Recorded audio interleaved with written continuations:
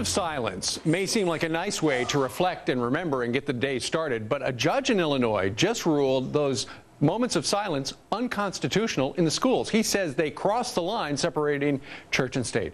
Is he right? Let's have a fair and balanced debate right now. We've got two Illinois-based lawyers. Matt Belcher thinks the law is a good idea. Steve Greenberg says not so much. All right, Steve, let's start with you. Why is a moment of silence a bad idea? Well, it's not just a moment of silence, and that's why it's a bad idea. It's a moment of silent prayer or silent reflection on the day's activities. So the two choices that you have, and it starts at kindergarten, so the teacher has to explain these choices to the students. The two choices that you have are either to silently pray, which clearly the school can't promote, or to silently reflect on the day's activities, for instance, to dream about math class or recess or something like that.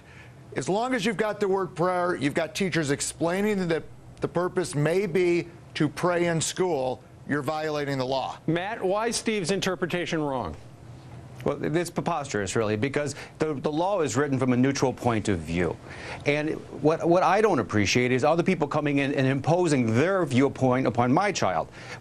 This is really the viewpoint of the atheist agenda, because you're imposing your atheism upon my child. In the same way that it would be wrong for me to insist that your child is a Baptist or a Buddhist, it's wrong for you to insist that my child must be an atheist. The mere mention of the word prayer... You can have silent reflection. You can have silent reflection. You can't have silent prayer or silent reflection. That's the problem. Yeah, but Steve, let me ask you this. Does the teacher start the day, and I'm unfamiliar exactly how they operate in Illinois, but does the preacher say, okay, kids, we're going to take a moment to reflect on the day silently, or you can pray? Is that what they say? You can pray, or you can just sit there in your seat and think? Absolutely. The law requires the teacher to explain that this moment before the Pledge of Allegiance is for silent prayer or silent reflection. And the law goes further. It requires the teacher to explain, starting with the younger students in kindergarten, what's meant by silent prayer or silent reflection, because studies have shown, you see, that's the problem. The kid doesn't know. That's the problem, because you're skipping ahead. The problem is that it doesn't say that. What the law says is that the teacher shall, for a brief period of time, allow prayer or silent reflection on the anticipated activities of the day.